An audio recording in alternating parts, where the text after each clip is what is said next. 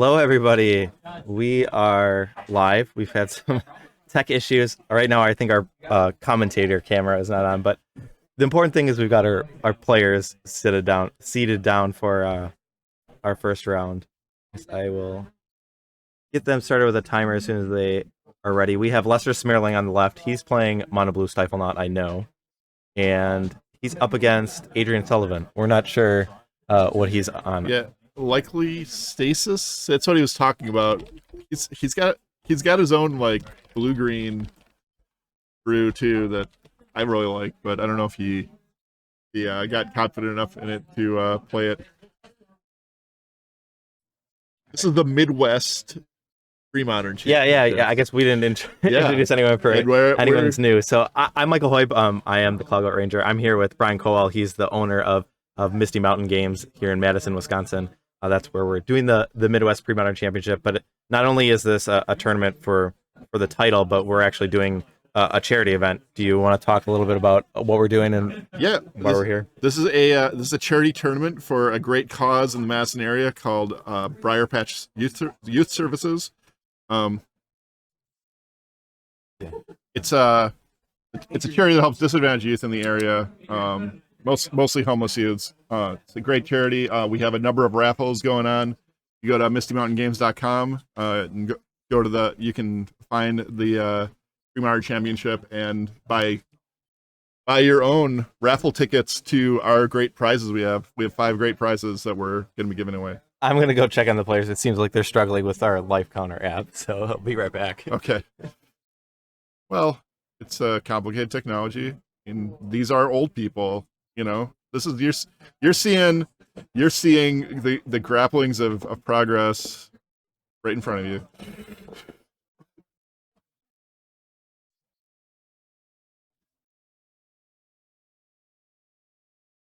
It's like they're resolving some mulligan, or I think looks like Adrian has mulliganed once, and Lester has kept.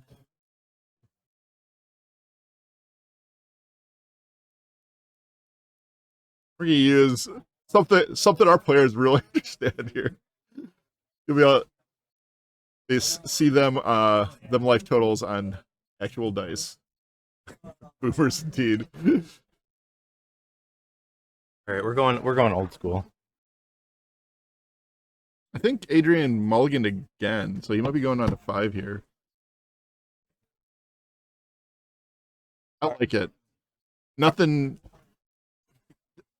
can go wrong with dice, you know? Yeah. Like, well, okay, so we didn't have any pregame. We were planning on talking about kind of like the metagame and what we were expecting. So I feel like there's kind of a different pre-modern metagame here that's come in the tournaments that we've had. Do you feel like we got our players starting because Adrian's starting off with an island, so yeah, which is there, just slam. Blue players are fast. Just keep slamming the table, everybody. Oh, we do see the Forsaken City, so that looks like a good indication of what Adrian's on with the Stasis deck. So you're gonna see a lot of islands here. Nothing but islands. Speaking of boomers, Lester Smerling is coming out with a boomerang on Adrian's island.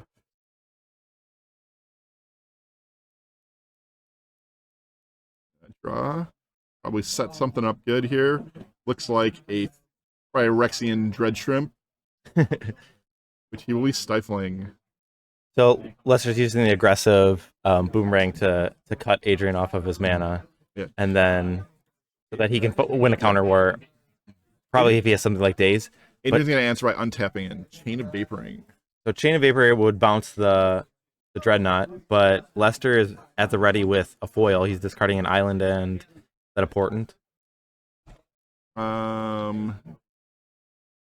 Yes, that's a Portent. Adrian had the Daze for the foil though, so the Dreadnought will be going back to Lester's hand. Okay, so lots of counter magic. I guess. I mean, how many spells are cast? Stacks resolving right off the bat.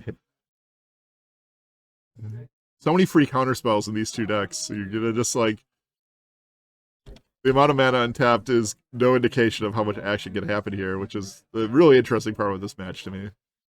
So you said you kind of saw Adrian playing. Do you know? Because I think the last time he played in this tournament, he played Stasis, but it was not the traditional stock list that we see. Do you know? Is he venturing and having some tech in his deck, or is he just going for the standard? This is Adrian Sullivan. He's gonna go his own way and have his own ideas on the deck. I think I haven't talked to Adrian about his version of Stasis, so I'm interested to see what kind of tech he brings in. And we don't have the deck list yet, so we can't really.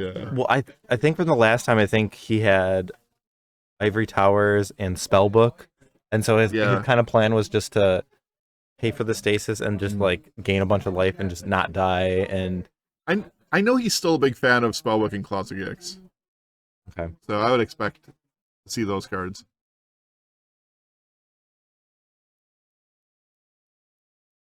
Adrian's gonna Gush. Get a couple more cards if this resolves. Lester's allowing it. So are you surprised to see Lester playing a blue deck, a deck with islands? Cause typically we know Lester as a red mage. A little bit. He sleeps up the mountains. I do know I was talking to him before the tournament, and he was debating whether he was going to play the blue-white version of Stiflenought or just the mono blue. Yeah, I was trying to talk him into the white version. Okay. I like the white version. I think it sounds pretty good.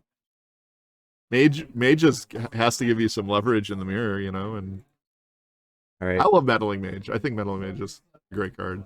I will look into try and figure out why we're dropping frames. Let me check the internet connection. No, well, that will be something that probably I will have to adjust in between rounds. But apologies for the dropping frames. Yeah, I definitely see that there are a lot of issues there. Anyway, so Lester's going for another 12/12 here. He just gushed in response.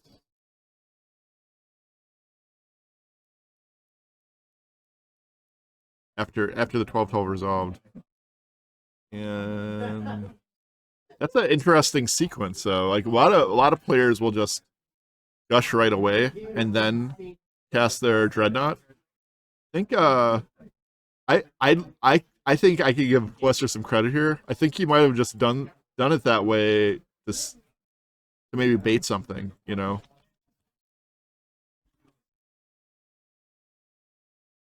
Adrian's going for a Stasis, and Lester is going to Daze it, hardcast, and then Daze it again after Adrian pays the first one.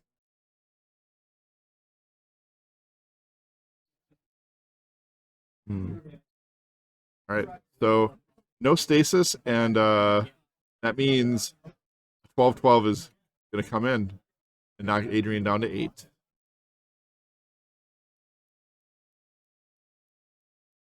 Adrian thinks about the Forsaken City, does not untap it. Can play a different island. Lester shaming the island immediately. The reason that island's different, I know this from playing with Adrian, is whenever he has a card he's not sure about, he'll like, if it's like a basic land, he'll like play a different version of the basic land. Sure, so it's kind of to notify him that when he sees it, he thinks about, oh, would I rather this have been in Ivory Tower, or, you know. They'd be on this network. Yeah. You can. I think they should be the same though. All right, well, we're gonna try to switch networks, and it might drop the stream, but we'll figure it out real quick. So. Do you want to just finish out this game? Well, first, from the viewers, it sounds like it was not a very good viewing experience. Let's go for it. So, where was it showing?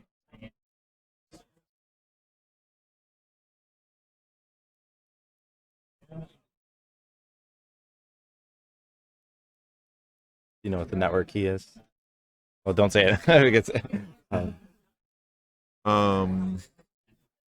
think so. We might have dropped because it's right here. Hold on. Let me switch back to what we were on. I think it should be the same.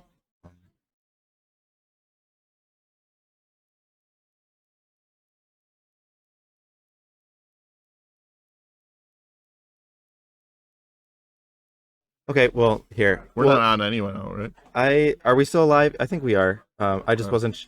Oh, maybe we're buffering. Okay. Well, Maybe we'll have to do this in between games.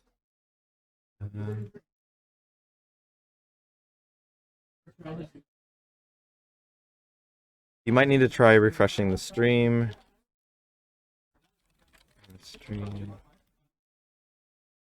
Okay, so back to the game. We'll 20. Okay.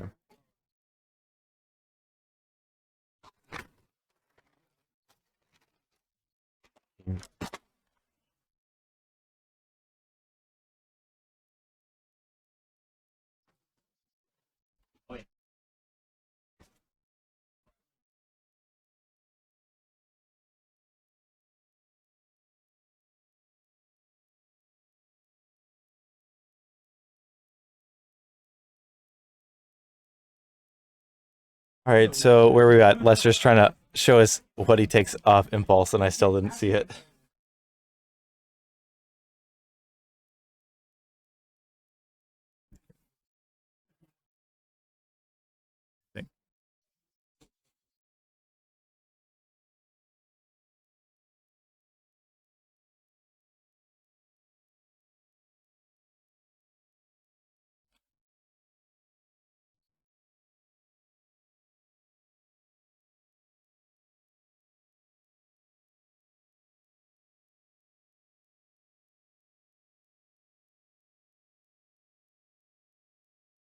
All right, well, we can still talk about the game because the recording's still going since.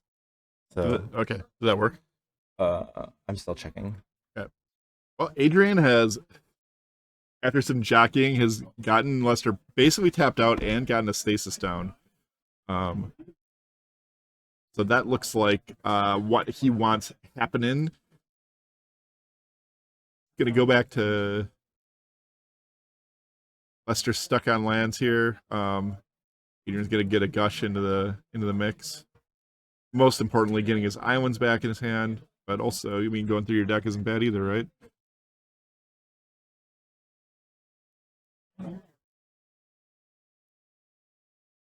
He's discarding the hand size. Back to Lester. We're still dropping frames.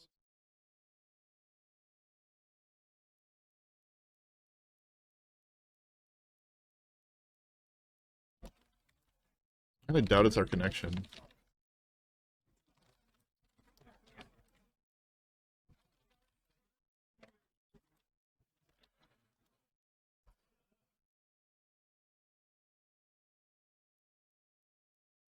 Just go in the game. Okay. Well, yeah. Okay. All right. Adrian has found the spellbook, so no more discard steps for him. He's gonna Gush, do his thing, draw some cards, get some islands, play another spellbook. Spellbook blocked on. All right, Lester is just gonna pass the turn. Back to Adrian. Island. Go. He's gonna draw. There you go. Adrian pays, draws, plays an island. Let's go. This is an important part of stasis play. Adrian is playing quickly when he has the lock. It helps.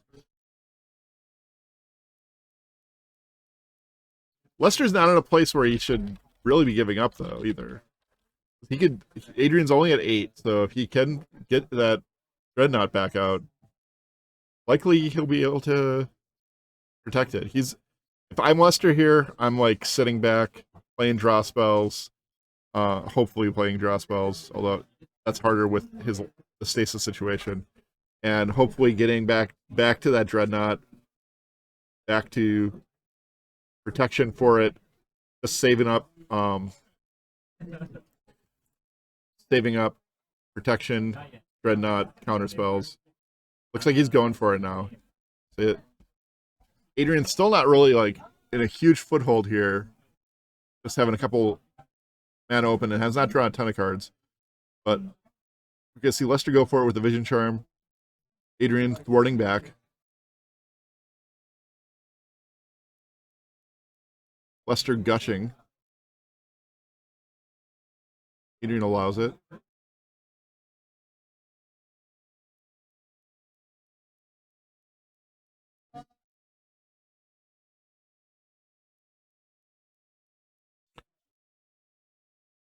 Lester is going to follow up with a Stifle on the Dreadnought. That's going to get thwarted.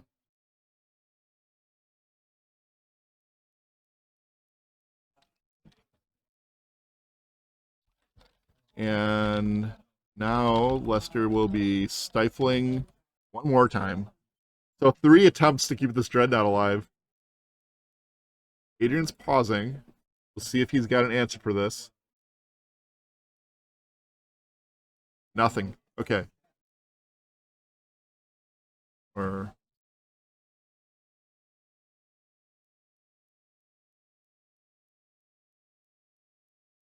all right. Lester has a Dreadnought.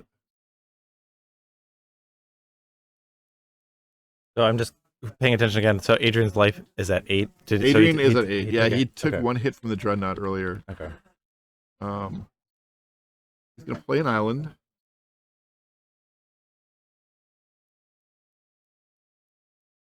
Got a Boomerang for the Dreadnought here.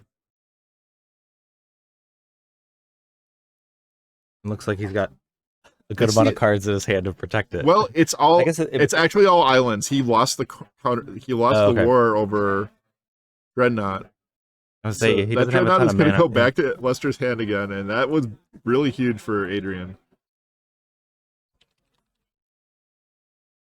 Now he's got an Ivory Tower and a Spellbook.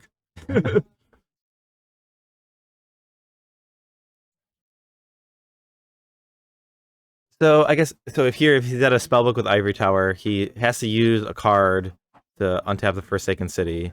Mm-hmm. Yes. So he's not really netting any cards. Not right now, but he wants to be able to get like this in this position. I really like discarding cards to Forsaken City fairly aggressively because I want to be able to get that 2 mana up as quickly as I can. Sure. In this situation.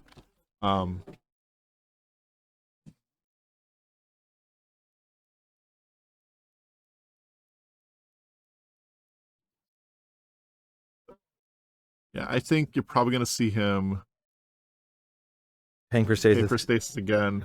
And did he exile a card? He did. Okay. And now once he has 2, I would expect him to just like play a land, play a land. But he might go for even more mana. He's currently at 15. Okay, or 13 life, right? Do we have any idea what's in Lester's hand? Because he's got a lot of lands to play. I did see a Disrupt. Well, that might come into play. I would say that's one thing with the mono blue or the Stiflenought lists in general is they don't need a lot of mana, and so there's a lot more spells in the deck. Lester's gonna go for a Reality Ripple. Yeah, this is like Vision Charm number 5. Adrian allowed that, and now it looks like Lester has 1 Ripple in his deck. I think he showed me his list before that. Yeah, I think that's kind of what the standard is right now. Is playing 1 Ripple. I think I want 2. 2? Yeah. I've been really liking the Ripple when I've been playing this deck. Is it just because you always want an effect to phase out, or is it like you like protecting your Dreadnought? It's actually just a super versatile, powerful card in the deck, I think. Being able to phase out a troublesome like Meddling Mage or whatever is like super good. Or Seal Cleansing or anything like or Silence, something like that. I mean that's a little rougher because it's gonna come back and be able to, but it can give you options you wouldn't normally have. Yeah, I do like one thing about like when you use cards like Reality Ripple, obviously they're card disadvantage because you're not getting rid of a permanent. But when you're playing a deck where you just are protecting a 12/12, it doesn't matter because the game's gonna end. So yeah, I mean it doesn't hurt having more ways to protect your Dreadnought, more ways to make your Dreadnought happen either. Like just having a larger critical mass of those cards lets you dig for counterspells, dig for other things.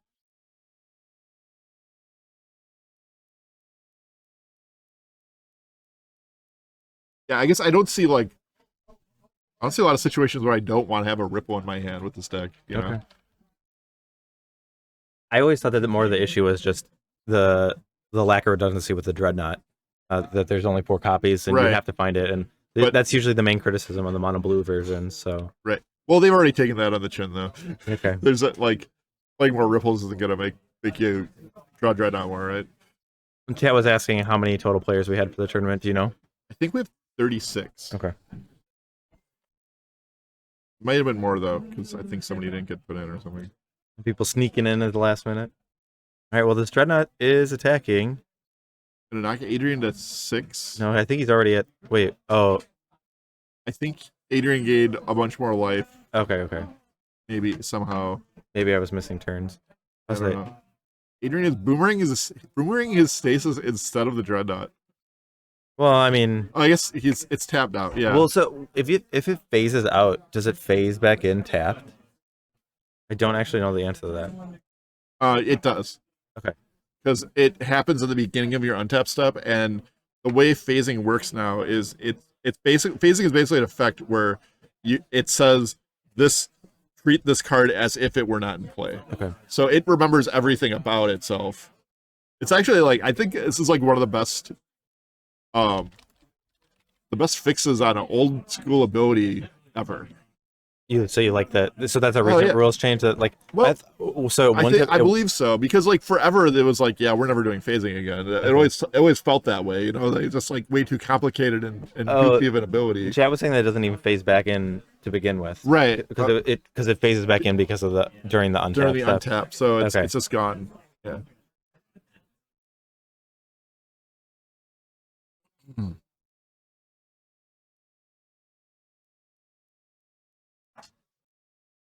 So at this point, like, is that Dreadnought like basically dead unless he gets rid of the stasis, right? Yes. Was it phased out? I don't. I think it just attacked. No. Yeah. We were talking about it phasing. So. I mean, yeah. The stasis ever goes away, it comes back, right? Yeah. All right. Lester's given up. Yep. So after because that was like a turn 2 Dreadnought with foil backup. And so there was a crazy amount of Dreadnoughts with Dreadnought making effects. there was like one counter war where he did it 3 times. Yeah, so I'm trying to think. Lester did show me his deck list. I'm trying to think I don't know if he really has that much in the sideboard. I mean, I guess he does have Annuls, I know, but like I don't know if fighting the stasis is the best way to do it, because it's like it's only like protecting the problem, and like Adrian has a bunch of counters of his own, so he might want to like cards that protect his Dreadnought better. Yeah. I mean, stasis, I don't know. I'm not sure how much it matters. I guess one question is, it matters if he has Ivory Tower. Did Adrian show how he was actually going to win? He didn't. Okay. I mean, maybe it was verbally communicated, but I mean, like, and maybe Lester was behind on library, but like that's also another interesting aspect, is because if Adrian doesn't show, like, it could be a Black Vice, it could be a Felden's Cane, but like that might change the way that Lester plays the other games, because how he wants to combat like the actual way of Adrian winning. So well, I mean, Lester does play 4 copies of Milieu for 4 cards in his deck. Yep. Which it can be like, Will was telling me that that's a direction that they were thinking of going. Like I believe Will has one Brain Freeze in his sideboard that he's trying out for like matchups like this, and the mirror is like, he says like it just becomes like a big spell party, and then like yeah, that makes sense. I can see that. I'm dubious. So.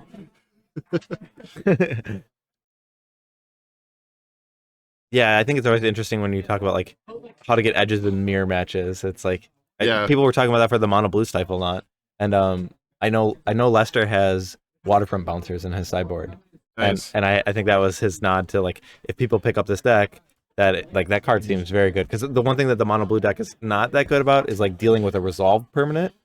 So like there's some copies of like Boomerang, and I guess it has like the Reality Ripple or whatnot, but the mirror seems miserable, right? Because it has to just be like a zillion counterspells and like things, right? Like, so neither player is probably gonna win quick, and then like, is there I'm not even sure it's possible to create a hand that like does anything. Yeah, I think the times that I've seen it, it's just one player postures and like either resolves a dreadnought or doesn't, and they use a bunch of resources, and then if it gets countered, then usually the other person is able to resolve their own dreadnought.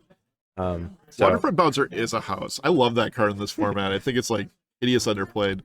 Like I don't know if you look at old extended lists from around like 2003, Waterfront Bouncer was everywhere. well, I mean, There's tons of Reanimator decks. was like a way bigger part of the Yeah, that's metagame true. there. And the one thing is like, Because Vampiric Tutor and Entomb were yeah, go, right? yeah, and the problem is that there's just certain number of decks where like creatures just don't matter. Like if you're talking about like main decking a Waterfront Bouncer and then you like play against Adrian and Stasis, it's like your bouncer looks kind of goofy. So I think that's the problem is there's just so many matchups where it's just like really underperforms, Yeah. and that's why we don't see it as much. But I mean, it's definitely a powerful ability against some decks. I love that they made this a Merfolk. Yeah.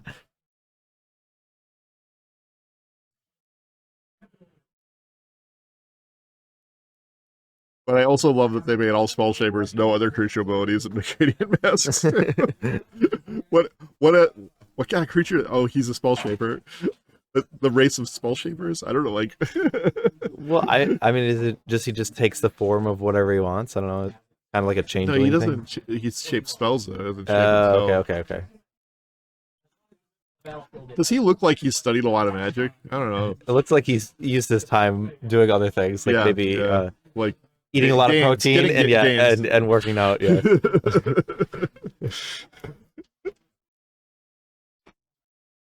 All right, we're back to game 2. Also, in the art, just playing lightning fast. It seems like he's handling 2 guys. Do you think he should bounce 2 permanents at once? Yeah, he should be able to bounce 2 creatures, I think. All right, Lester's going to start with Impulse. That's probably not a card I think that Adrian ever needs to fight over. Should it be like him throwing him in a lake or something like that? Yeah. You know? I would have had him throwing a guy up here. Would have been pretty good. It's such goofy artwork.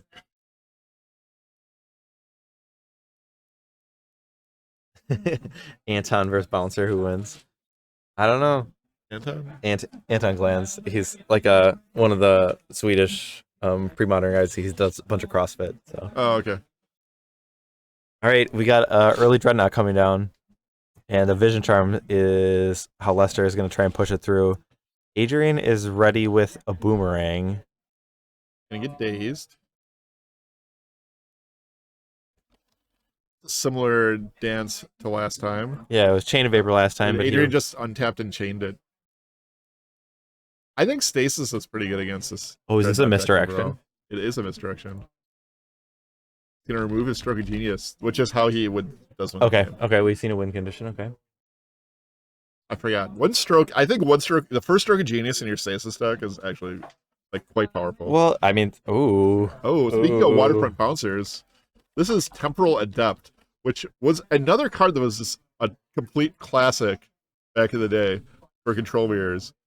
So I've played against this, like Will Hurst had tried playing this card, and I mean, there's a certain situation once you get enough mana with Stasis, if you have, then you could just bounce your own Stasis, and then if you have a bunch of lands. So, I mean, I don't know if it's like wishful thinking, but like it's nice because Stasis typically doesn't play any creatures, and Right. people aren't prepared about it after board. So this is a very Lester's gonna have a lot of Lester is effectively locked, right? Like if Adrian just Temporal Adepts every turn. No, just the one. Yeah. Like he could just on his main phase he could Temporal Adept him, and then Lester only has 1 mana. He can never put his Dreadnought into play. Well, he could put never it have into more play, than but one no island. Yeah, But he could, yeah. There's just no way for him to even land a threat. Yeah, he would have the opportunity to have 2 mana on his turn, but then you just untap and then you just bounce the Dreadnought. So Temporal Adept stocks are going through the roof right now. yeah. I love this card. It's super good. Yeah, this is what you should be boarding in your Dreadnought deck, probably. He's foiling Spoiling the second one, temporary. but the writing's on the wall, man. Yeah.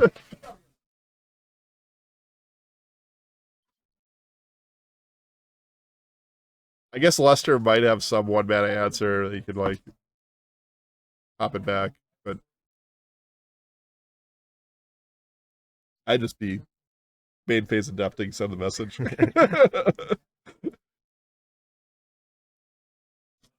I think going for that second adept was potentially game losing for Adrian. We'll see what happens, but Really? Like what? well, yeah, I mean, like, well, if he just didn't play an adept, like the only way Lester can get back in the game with 1 mana, like what's he can only cast 1 casting out spells for the rest of the game, right? On his turn, he can cast 2. No, but not if Adrian main phases it though. Oh, okay. Sure. We got a Okay, we have a creature beatdown plan. we have a Kaibuti in play. Is it? Did Void Adrian Range Prodigy. did Adrian just take out his stasis?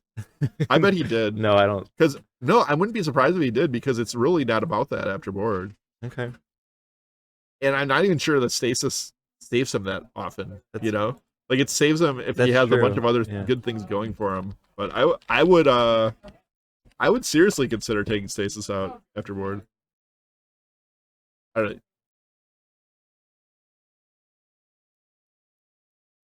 You can stifle the adept, but that's some uphill battling too. Yeah, you have to be like in the right position to do it, because if you're not immediately taking advantage of that stifle, then you're. I guess you get 1 extra land, but yeah. This is stasis Adrian style. I love it. All right, All right. now he's manning it. Lester can no longer speak. Yes. He's got no. Okay, now he can You talk. speak. Yeah, you can talk now. There's a format called 5-color, and the house rule was if you had no permanents in play, you were not allowed to speak if you're at the table. It was a great rule. Well, the first game was a little more traditional, but that second game, a very unique sideboard strategy that really paid dividends in this matchup. Yeah, that was awesome. That was really Wizards. impressive. Yes. It was Wizards. Yeah. I wonder if he's a patron wizard too. Ooh, we get to see a little bit of the sideboard. So it looks like some of the stasis did come out. He's taking out Dazes and is that a foil in the middle? Direction. Looks like a thwart. Yeah, the game's over, so the life totals are definitely wrong. Yeah.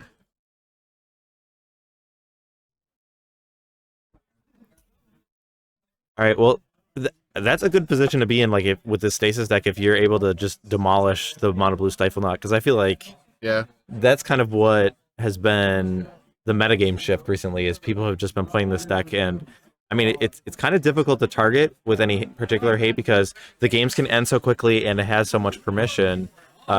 It'd be interesting. The one thing nice about Stasis is it has a bunch of permission of its own, so it can defend its answers. So as well as a great 1-mana answer to the Dreadnought and Can of Vapor. I feel like that background crowd just like got a little bit louder at like just a second. All right. I guess you want to take a little break here, or you want to talk about more stuff? We could talk a little bit about like kind of setting up this for the tournament and what we're expecting. But yeah, we will be going on a break, and maybe we can try and figure out some of. We were going to pick decks. Oh yes. My idea was like we would each draft 3 decks. So his decks do better. Okay. So because part of it would my picks would be influenced on what I would expect the local metagame to be. Because I feel like the times that we've played at these tournaments, there's been a lot of Sly, a lot of Stasis, a lot of blue-white. Like those, I feel like have been the 3 decks that have shown up a lot. All right, let's create a game. Are we trying to predict the winner, or are we gonna like do match wins with like a winner bonus? Probably the winner. I think that's probably just the easiest and for everyone to follow along. So and then I was gonna say it would be interesting after we pick. So if we each pick 3 decks, Do you think we're more likely to get the deck correct that wins, or do you think if like chat had all the other decks in Premodern, do you think if we got to pick 6 decks and then chat had all Has the rest? Universe? Yeah, has all the other. Oh wow, that's who is more likely to win? Is it one of us or chat? Or I mean, I don't know if we're a team in them, but that'd be kind of interesting too. yeah. So, Okay. so what would you pick first? I guess To win the tournament, Yep. I gotta go with my I gotta go with Parfait. Okay. I don't know, I love it. I would pick Stasis because I know there are I know a lot of people have played it, and like some of the people that I've talked to are really well prepared. I wouldn't be surprised to have Stasis take it down. Okay. And we can wheel it if you want the next one. Oh, after that, I probably was just gonna take Sly just because the number of players. Like I mean, Critical obviously mass. Sly is good. So that'll I'll take Well, those that are next. 2 of my decks before the tournament, Okay. right? When you asked me what 3 decks to pick. I don't think you had Sly on yours. I don't think I thought I did. I don't think I you thought did. I had Sly. Maybe not. Okay. Well, I always love Gabos. I feel like Gabos always comes back So into do you it. get all the Goblin archetypes, or do you have to pick between mono red and red green? All the Goblin archetypes. Okay. I All think of them. I think Okay. that's only fair. That's fair. And then I get the wheel here. Okay.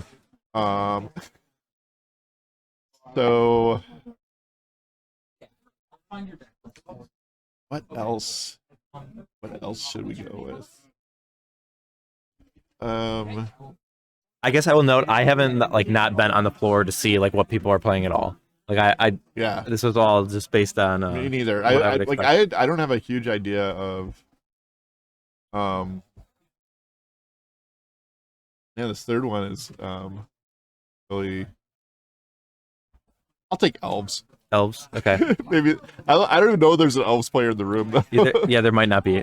I was just gonna take blue white, just Blue white? white Okay. standstill, and so just because probably there are a number of players, and so I'm kind of playing just the numbers game. So So I have elves, gabos, and parfait, and you have blue white control, mono red, and Yeah. stasis. I'm gonna do that. I'm gonna Neither of us took dreadnought. We're idiots. yeah. Well, that is one thing to say. Like the tournaments that we've had here, there have not been a lot of dreadnought Yeah. decks. I mean, I think in the 2 that we had, I think there has been 1 dreadnought deck entered, and I mean that might change because of the Will's- recent. Will's gonna be totally cheesed off that neither of us picked because he's playing dreadnought today. Oh, okay. I didn't know that. See, I just Oh, assumed he was okay. playing Stasis or Sly or something. Yeah. So. But it's all right. I'm gonna go scout the room real quick. I don't know. Do you want to talk at all to chat, or should we jump to a break? Let's take a quick break. Okay, so we're gonna go on a break. We're gonna try and get a better idea of the metagame, and then we'll be back for round 2. So Yeah, sit thanks tight. for joining us. Thanks for sticking with us, and we will be back for round 2.